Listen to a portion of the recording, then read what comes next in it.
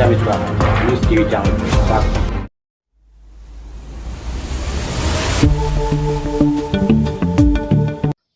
అక్రమ సస్పెన్షన్ ఎత్తివేయడంతో పాటు ఉద్యోగుల హక్కులు డిమాండ్ల సాధనకై ఆదివారం కడప కార్పొరేషన్ కార్యాలయం ఎదుట వార్డు సచివాలయ ఉద్యోగులు ధర్నా నిర్వహించారు. సమస్యలు పరిష్కరించకపోతే ఆందోళన మరింత ఉధృతం చేస్తామని ఈ సందర్భంగా అసోసియేషన్ నాయకులు హెచ్చరించారు.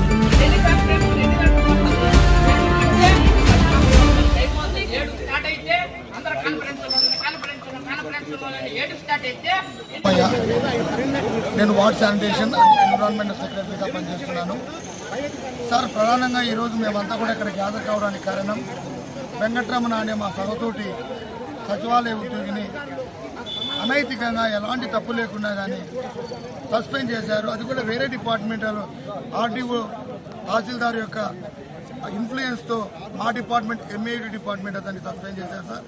దానికోసం ఇక్కడ రావడం జరిగింది. ఇది వెంటనే ఎత్తివేయాలి సార్ సస్పెన్షన్ని. లేకపోతే రేపు జరిగేటటువంటి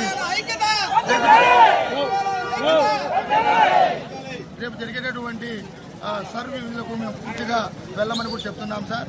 థ్యాంక్ యూ సార్. మరిన్ని వీడియోల కోసం ఛానల్ను సబ్స్క్రైబ్ చేయండి, షేర్ చేయండి, లైక్ చేయండి.